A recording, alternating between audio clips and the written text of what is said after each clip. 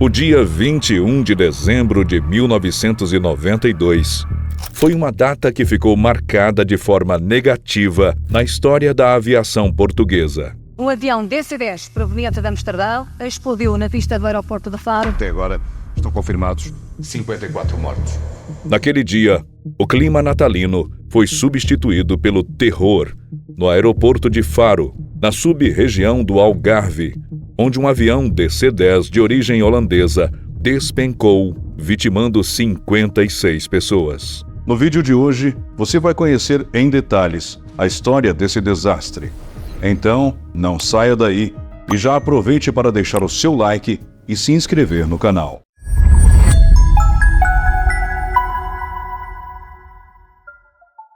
O voo 495 da companhia holandesa Martinair era uma rota operada por um avião DC-10 que tinha como origem o aeroporto de Amsterdã e deveria aterrissar no aeroporto de Faro, em Portugal.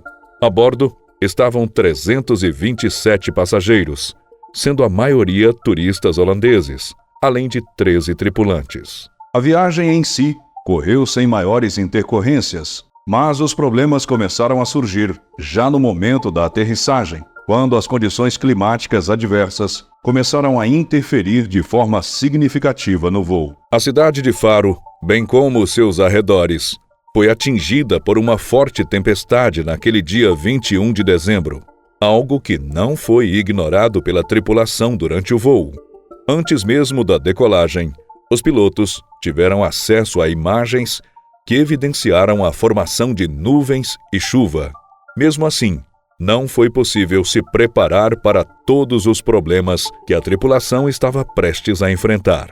Assim que a aeronave se aproximou do aeroporto, a torre de controle informou aos tripulantes sobre o acúmulo de água na pista, bem como alertou sobre os diversos trovões que estavam sendo avistados nas imediações do aeroporto. A primeira tentativa de pouso não foi bem sucedida, e logo os pilotos perceberam que as coisas não seriam assim tão fáceis. Mantendo a calma, a equipe tentou utilizar o VOR para auxiliar na manobra de pouso. Infelizmente, enquanto tentavam descer pela segunda vez, os tripulantes se viram obrigados a realizar um pouso forçado, com velocidade muito acima da adequada, excedendo todos os limites de segurança previstos no manual. As condições extremas fizeram com que o trem de pouso da aeronave quebrasse, além de ocasionar o desprendimento da asa direita.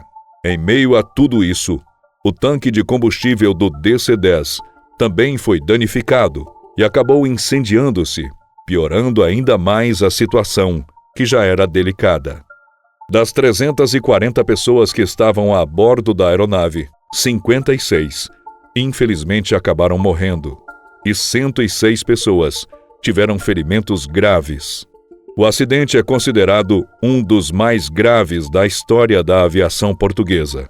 E só não foi pior por conta da agilidade das equipes de emergência, que atuaram de forma exemplar no aeroporto de Faro. Tanto as equipes médicas que atenderam as vítimas, quanto os bombeiros que combateram as chamas, tiveram uma participação importantíssima para evitar que as coisas tomassem uma proporção ainda maior. No relatório oficial, publicado alguns meses depois do acidente, a comissão que foi formada para investigar as causas desse desastre concluiu que a velocidade excessiva na fase final da aproximação com o aeroporto teve um papel decisivo na tragédia.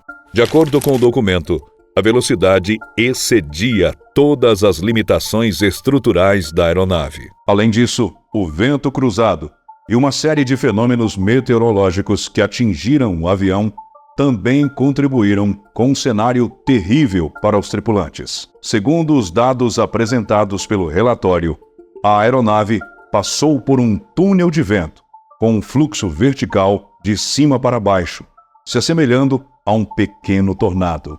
Este fenômeno, junto ao fato de que a visibilidade do terreno era quase nula, acabou complicando demais a vida do piloto, que era bastante experiente. O comandante do voo era Willem van Staveren, um piloto de 56 anos de idade, que havia servido às Forças Armadas da Holanda antes de chegar a Martinair em 1968 e tinha mais de 14.000 horas de voo. Mas o relatório do acidente não isentou a tripulação. Além da instabilidade do tempo durante a aproximação, o documento citou uma redução prematura nos motores, além de uma falha na avaliação do estado da pista e o desligamento do piloto automático em um momento crítico do pouso, mudando o controle para o manual a poucos metros da pista. Por fim, os investigadores foram assertivos ao dizer que houve uma atuação tardia por parte dos tripulantes no sentido de acelerar os motores, algo que também contribuiu com o pouso forçado e a tragédia que aconteceu logo em seguida. O relatório também menciona que a torre de controle falhou em não fornecer informações corretas sobre o vento durante o pouso. A comissão recomendou que a Martinair treinasse todas as suas equipes para enfrentar de forma adequada em voos afetados por más condições climáticas. Além disso, foram feitas recomendações específicas para a torre de controle, para que passassem a fornecer informações mais precisas sobre os ventos e as condições climáticas no momento da aproximação. Houve, no entanto, uma certa polêmica em relação às causas do acidente. Um grupo de parentes das vítimas encomendou uma nova investigação sobre o acidente, pedindo ajuda ao investigador Harry Hollings, especialista no assunto. Hollings defendeu que não houve alterações significativas na direção do vento durante o acidente e que os pilotos é que haviam cometido erros graves. O pesquisador também apontou que os dados da caixa preta não apareciam em sua integralidade do relatório emitido pelas autoridades holandesas e que o piloto automático havia sido operado de forma equivocada pelos pilotos. Um processo foi movido contra a Martinair, mas em 13 de janeiro de 2014, a justiça holandesa proferiu uma sentença isentando a empresa do pagamento de qualquer indenização, além daquelas que já haviam sido pagas. No fim das contas, seja pela imprudência da tripulação ou pelas condições meteorológicas adversas, a verdade é que 56 pessoas, infelizmente, acabaram perdendo suas vidas nesse desastre.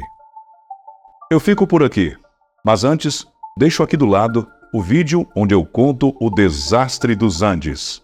Te espero lá.